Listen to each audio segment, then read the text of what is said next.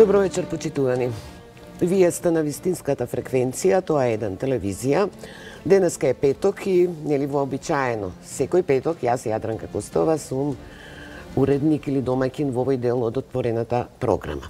Во овој дел од отворениот појас, прво ќе ги представам гостите, а потоа темата. Мои гости се Драган Малиновски и Воислав Зафировски. Обајцата се бивши членови на антикорупцијската комисија. Ова доволно говори и на некој начин ја насочува и темата. Најавата за овој разговор јас ја срочив во смисла каква антикорупцијска комисија ни треба, но и дали воопшто ни треба антикорупцијска комисија. Идам малку со порадикален став, затоа што ние последниве 9 месеци таа и не функционира, бидејќи повеќето членови дада оставки, нови не се избра, сега и овие антикорупцијски закони се во пакетот реформски закони. Но, дали вие гледате разлика овие 9 месеци во функционирањето во гласот што треба да дојде од антикорупцијската комисија, споредбено со она што било последните 4-5 не знам колку години? Знаете, искрено, некоја драматична разлика овие 9 месеци наспрем последниве пар години или 4 години, како што велите, не забележуваме од многу јасни причини, бидејќи несомнено дека комисијата не функционираше како што треба и во периодот додека беше во полн состав. Така да, тоа е тоа, меѓутоа не треба да ни биде репер тој период од 4 години. Но по што ја паметите еве последниве 5 години? Јас, на пример, единствена сцена што ми се враќа вака е она кога, еве заборив и како се вика тој председател, кога викаше, кога не го дава анкетниот лист на екс-премиерот Никола Груевски за веки веков, амин. Јас едино на оваа сцена се сеќавам од антикорупцијската. Зафировски се смее, ама... Да, се сложувам дека имаше бисери... Некоја иницијатива нивна? Значи имаше повеќе скандали отколку иницијативи за кои прашувате или говорите. По што ќе се сеќаваме? Ќе се сеќаваме по тоа што комисијата наместо тело кое требаше да се бори и да решава проблематични ситуации на планот на корупцијата, таа се создаде, таа се претвори во проблем сам по себе. Значи со нејзе се занимаваше целата јавност, со нејзе се занимава извештаите на Европската комисија, сите укажувања дека навистина ни треба тело, а не ни треба декор, да кажеме само дека постои. И тоа е проблем. Значи, мислам дека се наоѓаме во фаза кога мора да направиме суштинска пресвртница на планот и по однос на конституирањето на комисијата, а и начинот како таа ваква како што беше бедијала ќе се трошат буџетски пари. Зафировски, вие како ја Јас би сакал најнапред да прокоментирам она што прашавте, дали ни е потребна антикорупцијска комисија.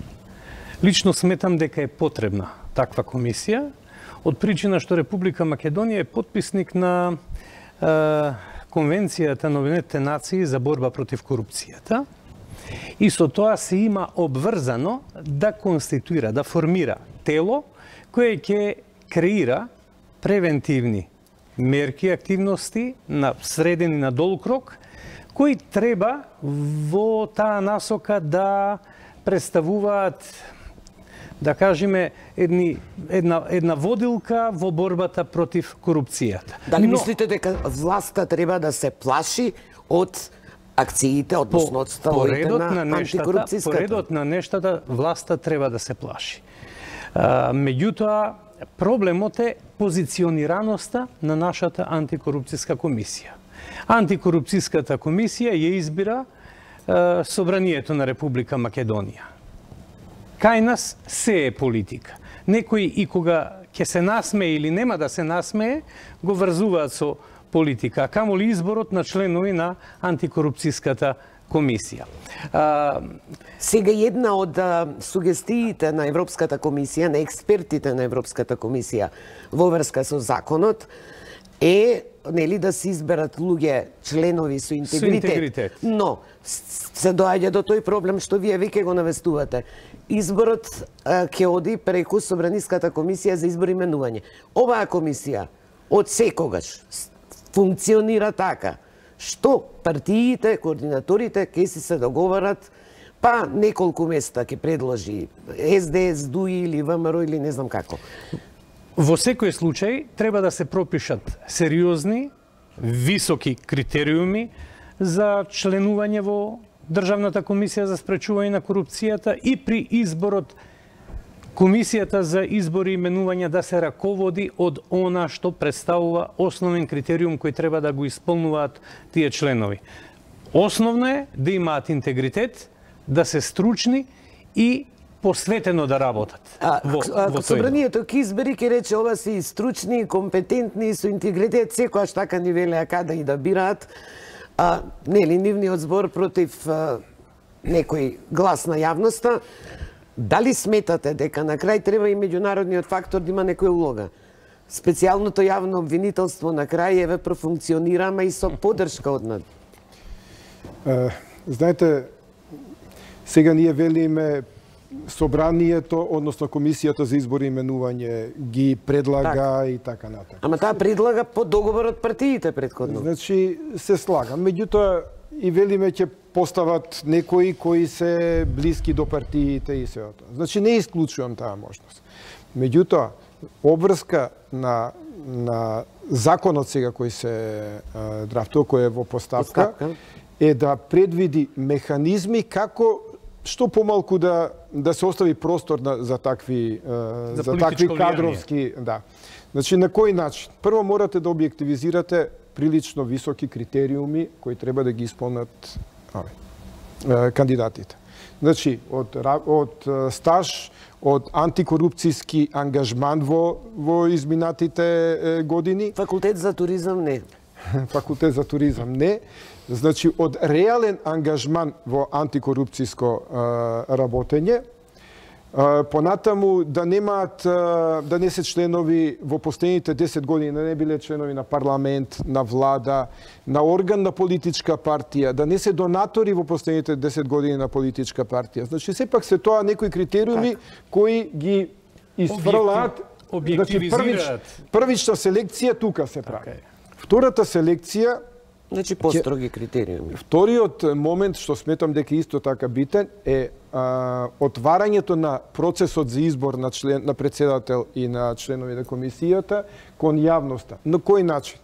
Ќе се врши по административното проверка дека ги исполнуваат критериумите, тие што ги исполнуваат критериумите одат на јавно интервју кое го пренесува и Собранискиот канал, на кое кандидатите ќе се соочат со прашања од комисијата, на кои ќе се соочат со прашања од представници на МАНУ, новинари, невладини организации и така натака. Значи едно така поглобално тело и сепак тоа се некои филтри кои првично ќе ги исфрлат од игра оние кои се несериозни и второ оние кои не се подготвени да се соочат со предизвикот на така, вие бевте член на првиот состав на антикорупцијската. Зафировски подоцна стана 2011, мислам, споменав.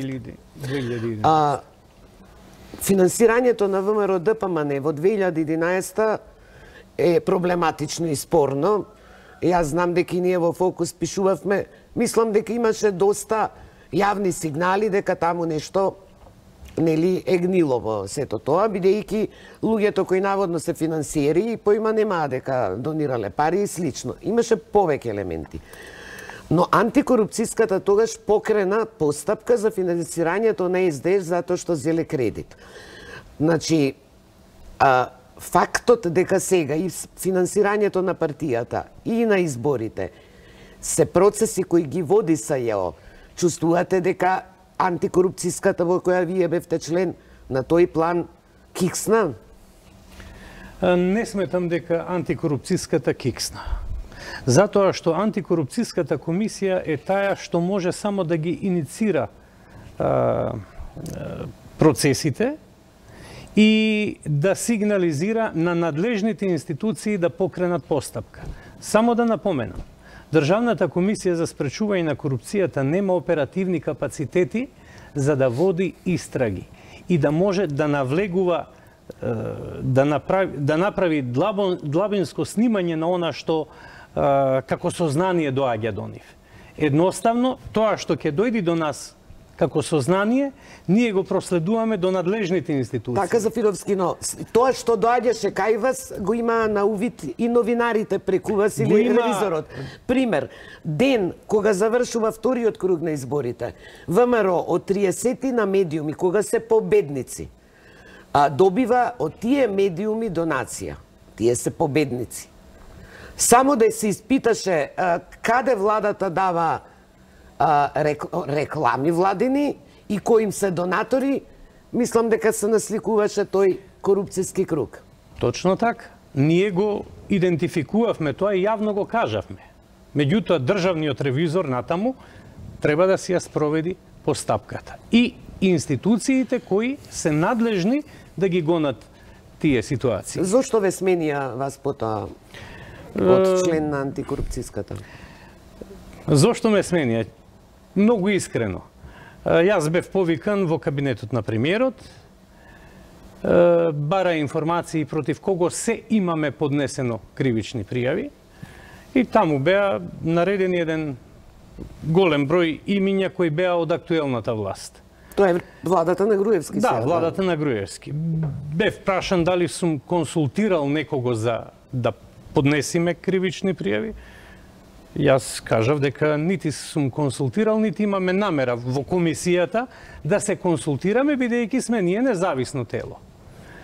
За 2 дена потоа да побараат да си поднесам оставка, јас реков, тогаш кога ќе направам грешка, ќе поднесам оставка. А сега може да ме разрешите. И без постоење на законски основ, кога останаа сами во парламентот, тоа е после црниот понеделник, како беше 24 декември, бев разрешен од функцијата. Не по оние законски основи? Не, немаше ниту еден законски основ за тоа. Значи, пратениците гласаат што им да се предложи. Тоа е. И од тој тип на пратеници очекуваме да изберат луѓе со интегритет. Сега да видиме овој состав. Јадранка, вие Македонија тоа е, кадрите е тоа. Не можеме сега да произведеме у лабораторија некои, па да речеме сега овие се со генетски модифицирани, па ќе бидат идеални. Тоа е исклучено. Значи, горе-доле... Тој не е материјалот кој треба да направиме. Ако велиме дека поставуваме критериуми, каде што треба луѓе прво... Не, во ред се критериумите што ги рековте. Па сега, во рамки на тие критериуми, понатаму е да се види интегритетот нивни на дело. Никаква гаранција вие не може да имате.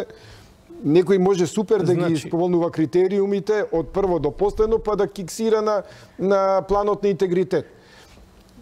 Ние сега, само уште е малку, ние бидејќи бев во работната група на законот за пишување,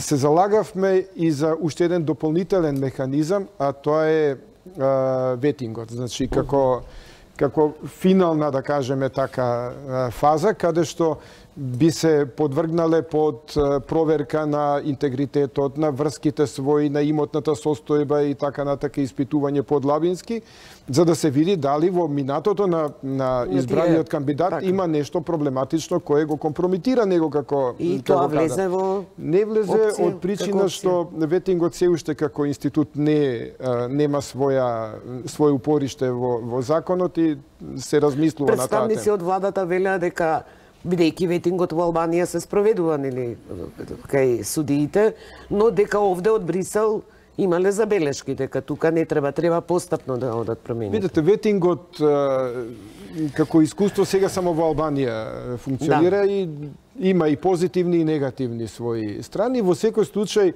малку лично моје мислење е проблематичен за оние што се на позиција веќе, бидејќи пазете сега, ако некој не го помине ветингот актуелен судија, може ли сите странки кои биле учесници или го изгубиле спорот или биле осудени од тој судија да ги проблематизираат неговите одлуки? и така натака. Меѓутоа, за избор, за почетно именување, јас сум да се воведе ветингот и мислам дека е тоа само механизам плюс кон градење на... Значи, говориме битка против корупцијата. Сега, како да се бориме против корупцијата, па и вакви тела кои треба да се независни, кога овде постојано се случуваат амнестии, аболиции, помилувања на разни начини. Дали тоа на некој начин е дестимулативно, бидејќи голем дел од граѓаните, борците за правда, да речам, се разочарани од ваквиот развој на настаните со години. И еве и сега последниот случај. Знаете, ако вие ги видите извештаите за оценка на напредокот на Република Македонија, ако сакате од 2000-та па наваму, ако се направи анализа, и кога се говори за корупцијата, секаде поставуваат прашање, кажете ни колку имате правосилно осудени случаи. Значи, не колку сте откриле, против колку сте поднеле иницијативи, пријави... Сите власти обично се фалат што покренале. Да, значи таа статистика едноставно не ви ваши. Дајте ми статистика на правосилно осудени лица. Сега ние се слагам сите овие ситуации на помилување и така натака, не се придонес кон ова за што говориме, меѓутоа тука си има па друга констелација и друга е приказната. Дефинитивно политиката сериозно има потреба од овој закон за амнестија и така, тоа е веќе тема. За да се обезбеди мнозинство. Многу добро кажавте, политиката има потреба. Политиката има потреба. Меѓутоа, каде е владењето на правото? Каде е владењето на правото подеднакво за сите? Според ова што се случува, веќе ова е 4-та амнестија откако Република Македонија е самостојна држава, излегува дека затворите некако се резервирани за обичните смртници, за оние кои системот ги довел до општественото дно. И ги стрпале таму. А оние кои, условно кажано, граѓаните им дале мандат да обавуваат одредени функции, да извршуваат, да спроведуваат власт, тие не можат да влезат во затвор. Тоа е мислена именка. Имавме и градоначалници, имавме и пратеници, а појдете од една елементарна од една елементарна предпоставка. Па да не беше отворена вратата во собранието, таа со тенк не може да се пробие. Па таа врата не ја отвори никој друг, туку ја отворија пратениците. Ја отвори господинот Муковски. Бар тоа го видовме на телевизија. Така што се во ова говори дека правото е оставено да се решава како проблем, како систем за некое идно време. А сега политиката има потреба и дајте што ми има политиката потреба, ќе правиме вака или онака. Не е во ред. Владењето на правото подеднакво за сите е основата, е фундаментот на кој почиваат темелите на човековите слободи и права и принципот на еднаквост меѓу луѓето. Ние имаме проблем кога една власт има огромно мнозинство двотретинско, како што имаше Груевски после Букурешт. Се што ќе наумеа можеше да помине, па еве и вашето разрешување, ако нема законски основ. Кога немате мнозинство двотретинско, а треба да носите крупни реформски зафати, тогаш сте ранливи, тогаш доаѓа до вакви пазарења. И не знам што е полошо, искрено да ви кажам. Да преминеме бегството на... Бидејќи Зафировски работевте во МВР и бевте внатрешна контрола, нели вие? Да. Начело.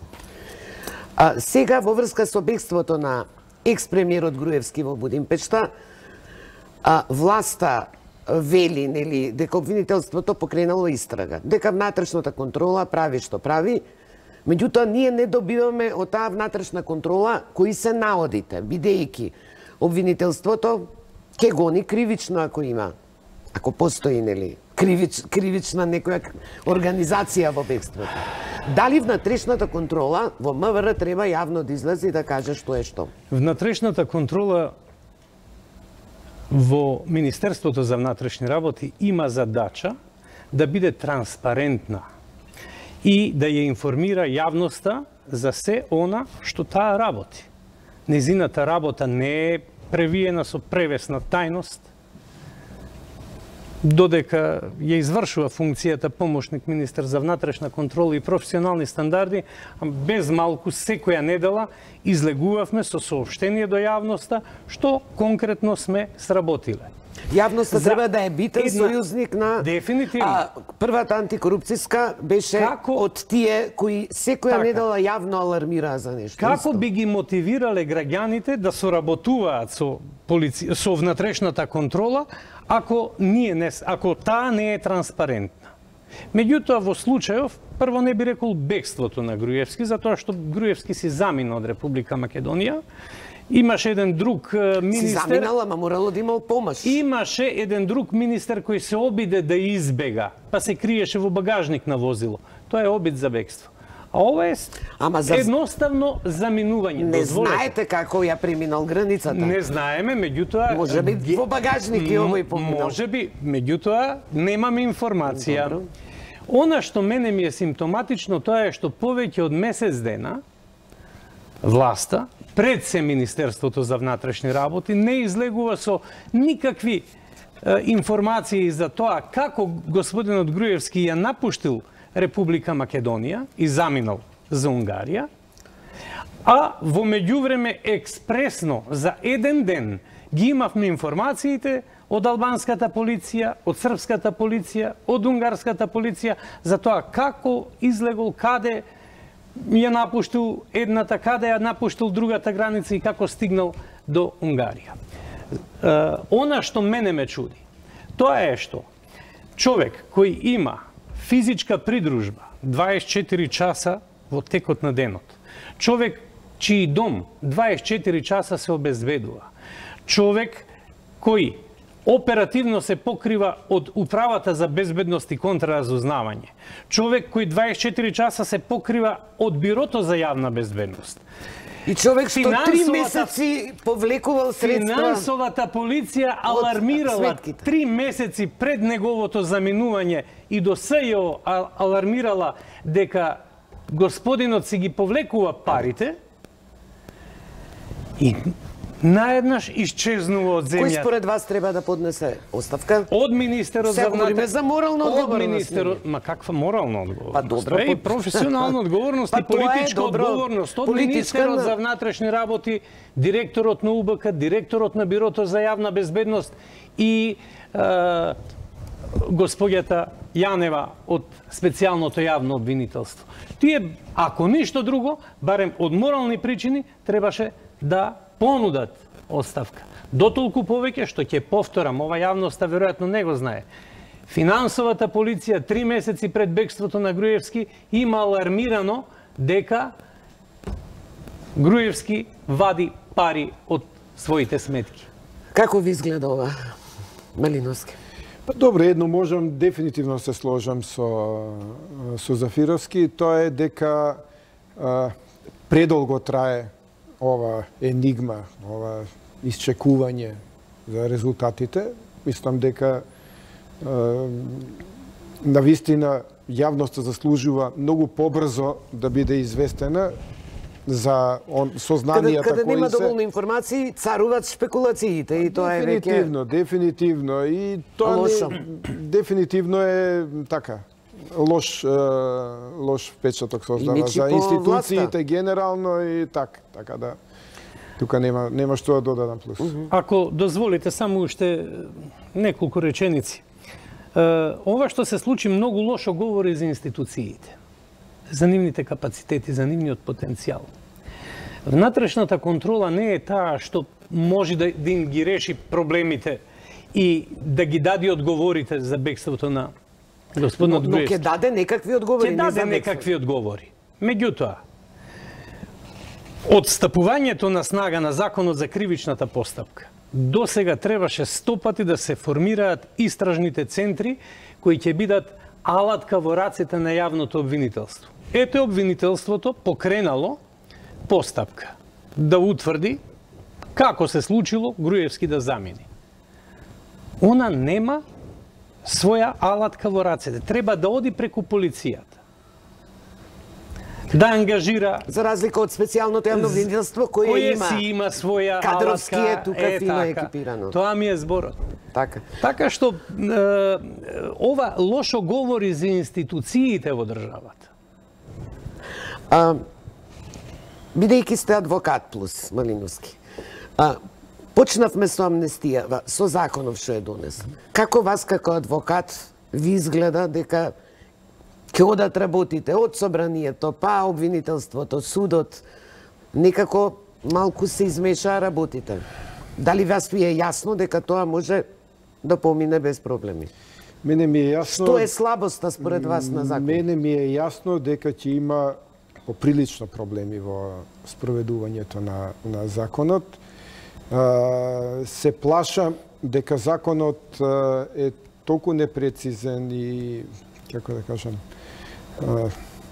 чуден би го нарекол, што веројатно ќе мора судот, затоа што знаете сега собранието, сега законот е донесен и врелите костени се префрлени во рацете на судот. Така. Не се дури ни толку ни во рацете на обвинителството, колку во рацете на судот. Ама уште нема ни првостепена пресуда. Значи, во која смисла? Зошто кај судот? Затоа што барањата, оние кои треба да си ги поднесат заинтересираните осудени или оние што се во постапка сега, треба да ги достават до судот и судот во рок од 5 дена да одлучи дали ги исполнува условите за амнестија или не. Без да има пресуди. Без да има пресуди. И вие сега знаете, судот, одлуките, тоа е принцип, дали во кривична, дали во граѓанска постапка. Судот секогаш одлуките ги базира на факти. А сега законот манипулира, вели нема да бидат опфатени оние сторители за кои постои основано сомнение дека биле организатори и така натака. Што значи судот на ниво на некое основано сомнение што не е докажано на ниво на факт, ќе треба да одлучи дали влегува во категоријата на исклучоци кои не се опфатени со амнестијата или не. Мислам дека е тоа, не знам како ќе оди. Со проблеми. Во секој случај... Очекувате проблеми во... Очекувам.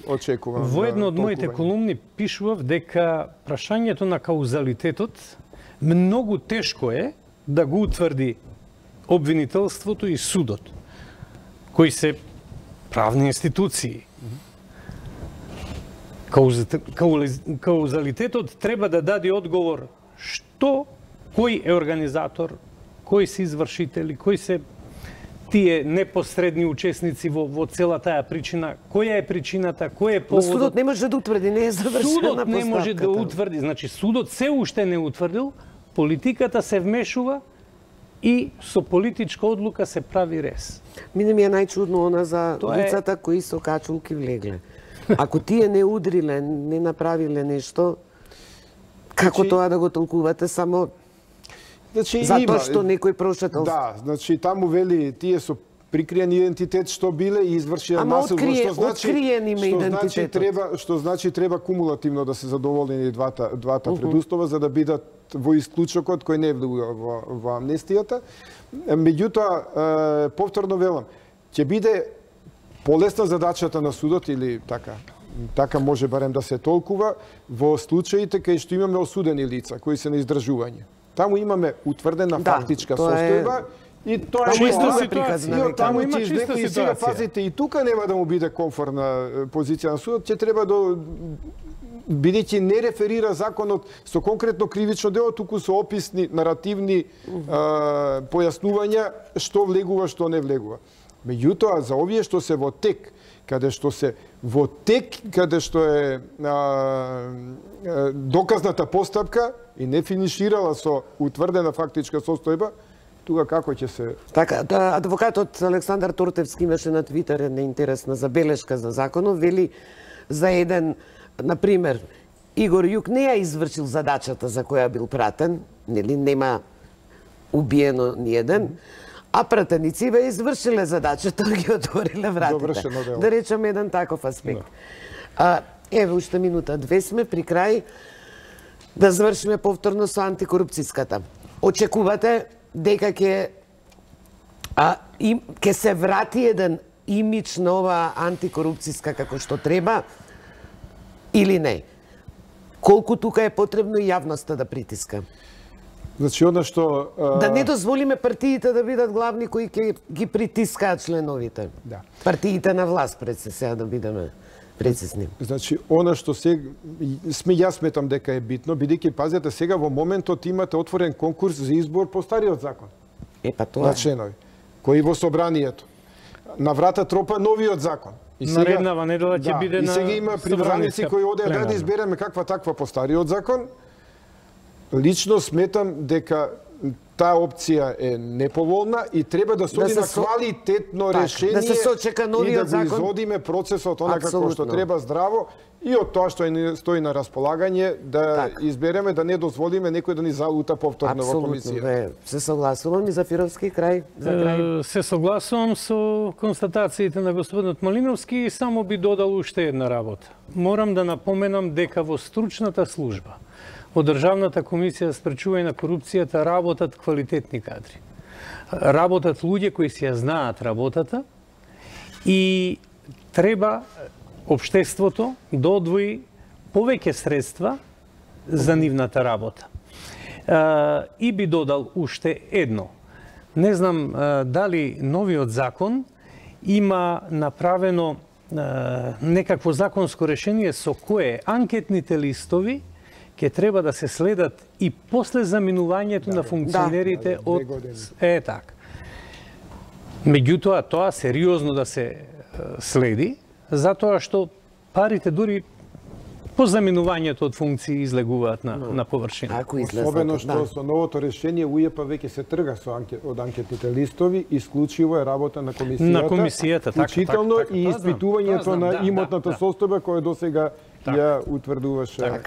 Ви благодарам што бевте гости во отвореното студио и понатаму ќе ја следиме ние оваа проблематика, па се надевам ќе имаме можност следната 2019 да дебатираме на вакви или слични теми. Сега е времето за централниот дневник на 1 ТВ. Колегата Александар е веќе тука. Се гледаме за неколку минути.